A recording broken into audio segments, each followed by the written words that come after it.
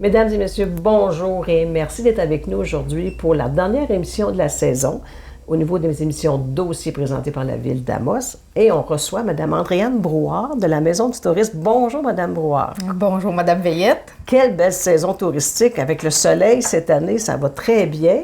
Vous avez plein de nouveautés à nous expliquer aujourd'hui. Alors, on va écouter avec intérêt tout ce que vous avez à nous dire.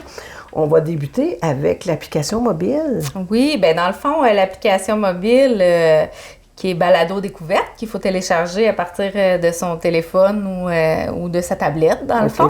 L'application mobile contient 4 circuits à Amos. Donc on fait Balado Découverte. Et là, on télécharge ça. C'est ça, voilà. Donc, il y a 4 circuits. 4 circuits.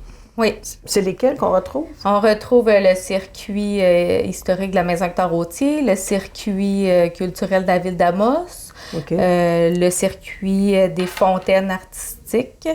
Mais quand on a téléchargé ça, ça nous dit tout quoi faire? Dans le fond, on a accès à nos circuits, à nos circuits, puis on peut aller sur chaque... Dans le fond, j'invite les gens à aller le tenter, à aller l'essayer, puis visionner comment ça fonctionne, parce que... Je vais faire ça tout de suite après l'émission. Parfait. Quand même, oui, c'est ça, pour être plus à l'aise, mais c'est simple comme bonjour. Oui. Très bien. Alors, on a vu aussi, en avant de la Maison du tourisme, que voyons qu'on appelle ça l'infomobile, excusez-moi. Oui. L'infomobile est déjà à l'œuvre. Oui, on a l'infomobile. Pour le 24, oui. c'est ça. C'est le 24 qu'on débute quand même la saison habituellement. C'est ça. Ben en fait, l'infomobile, c'est déjà un petit peu promené. Là, c'était le Powwow en fin de semaine passée. La fin de semaine dernière, l'infomobile était présente au Powwow. On a lancé, en fait, la saison estivale, nous, le 15 mai dernier, à la ferme Chalpaga. Déjà là, l'infomobile était sur place. Là. Les gens ont pu voir le tout nouveau modèle de cette année. Donc, c'est un beau partenariat, ça, avec Amos Toyota. Donc, si on voit l'infomobile, on va la voir, puis qu'est-ce qu'on en retire quand on va la voir? En fait, le but principal de l'infomobile, c'est de se déplacer sur le territoire pour donner de l'information touristique aux gens. Donc, on a accès au Wi-Fi gratuit, on peut donner de l'information touristique. Sauf que nous, on fait les choses autrement, puis on veut gâter nos partenaires, on aime ça. Donc, là, cette année, l'infomobile a une nouvelle particularité, ça va être une roulette chanceuse à tourner pour essayer de gagner des prix. Donc, les prix en question, là, ça va être du matériel promotionnel de la Maison du tourisme, puis des attraits participants, des attraits événements de nos membres. Donc, les gens vont pouvoir, on va les gâter sur place. Comme d'habitude. Voilà. Alors, quand on va voir l'infomobile dans un attrait ou un événement, il donne l'information sur les autres événements et autres attraits. Exactement. Donc, il ne faut pas avoir peur d'aller voir les gens dans l'infomobile. Ça peut être enrichissant. Absolument. Un important vernissage cette semaine. Oui, c'est ça. Jeudi, la Maison du tourisme va procéder au vernissage de la Société des arts Aricana. Donc, une nouvelle exposition que les gens sont invités à venir visiter à la Maison du tourisme. Donc, à partir de vendredi, le 14 juin, exactement. Puis, ils peuvent se procurer, là, justement, du matériel de la Société des arts dans la boutique Souvenir, tout comme les toiles qui sont également on peut les voir et les acheter. Absolument. Très intéressant. Vous avez de superbes projets pour toute la saison. On a entendu parler un peu dans les médias de l'histoire du chemin de fer. Par le chemin de fer. Excusez. Donc oui, cette année encore, le partenariat avec la Ville de Sainte-Terre ainsi que la Corporation de développement de Sainte-Terre revient pour le circuit. C'est la 2e ou 3e année que ça fonctionne et ça a l'air très populaire. C'est la 2e année, c'est très populaire. Oui, pour Amos Sainte-Terre, c'est la 2e année, c'est très populaire. Il y a 3 départs cette année, là, donc le 6 juillet, le 24 août et le 28 septembre. Fait que si on veut savoir comment faire, c'est pas ici à la Maison du tourisme. Non, vous pouvez voir dans le guide touristique, à la page 31, il y a une publicité là, qui dit le numéro de téléphone puis tous les détails. Là, donc, appelez à la Corporation de Sainte-Terre, puis vous allez avoir les renseignements. Très belle activité. Oui. On a entendu parler un peu aussi du circuit religieux. Oui, le nouveau circuit du patrimoine religieux et spirituel dont on travaille là-dessus depuis un certain temps va être en fonction à partir, le lancement se fera le 17 juillet à la cathédrale d'Amos. Okay. Donc, ce nouveau circuit-là va faire partie aussi de la balado-découverte. Dès qu'il va être lancé, il va être ajouté sur l'application mobile. Oui, c'est ça. Donc, on va pouvoir le faire à même l'application mobile avec des renseignements de façon anecdotique qui va chercher une clientèle plus jeune. Mais il y a aussi une autre façon de faire qui est physiquement, là, il va avoir des œuvres d'art. Donc, c'est une grosse cloche, très grosse, là, oui, c'est environ 72 pouces de haut par 60 pouces de large, qui va être, il va en avoir 16 de ces œuvres-là. Chaque circuit va avoir son... Chaque municipalité, en fait, parce que c'est un projet qui unit 13 municipalités, mais il va avoir 16 cloches. Puis, les cloches vont avoir un panneau d'interprétation qui parle des paroisses, de la naissance des paroisses à l'époque de la colonisation. Donc, c'est plus au niveau historique. Mais ça va être... ce sera, somme toute, un circuit très enrichissant.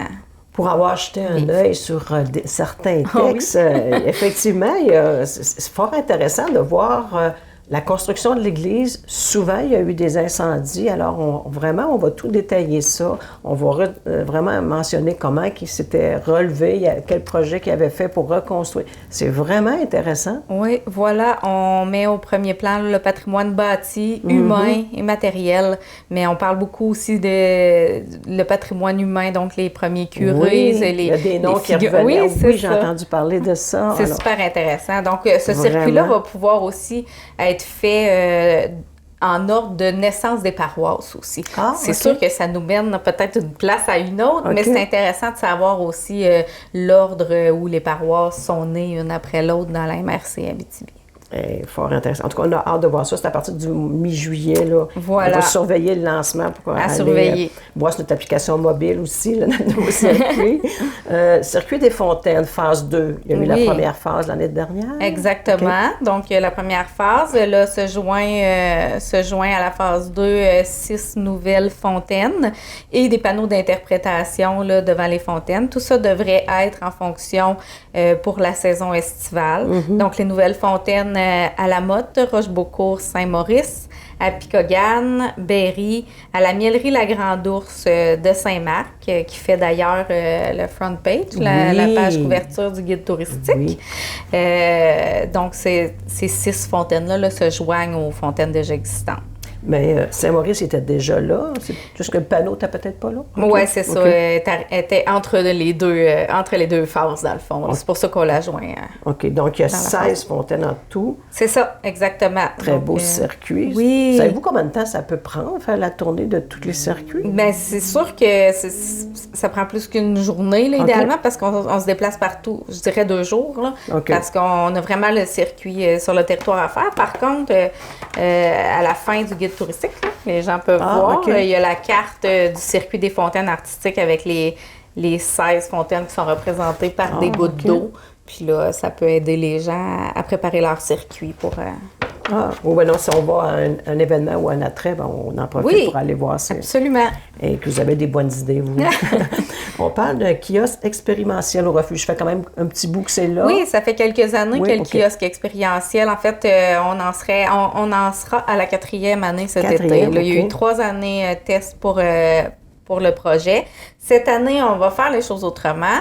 Par contre, j'en parlerai pas plus profondément. Mais peut-être nous expliquer c'est quoi le kiosque expérientiel? Oui, dans le fond, ça consistait à ce que les attraits et événements, nos membres du réseau des intervenants touristiques d'Amos Arcana se déplacent au refuge Pajot pour profiter du grand achalandage, pour faire vivre une expérience aux visiteurs, de les inviter à venir chez eux, visiter leur attrait, leur événement. Donc, c'est un travail de concertation, là, tout le monde ensemble, pour inviter les gens toujours à aller faire les autres attraits et événements dans la MRC Abitibi. Là, maintenant, je ne compte plus le nombre d'attraits et d'événements qu'il y a sur le territoire. Il y en a tellement. Il y en a beaucoup. Mais on voulait quand même informer les visiteurs qu'il y a quand même un certain contrôle que l'on fait sur les attraits, dont des visites que vous faites au cours de l'été. Oui, en effet, Lucie. Donc, moi, je me promène là, dans les attraits et différents événements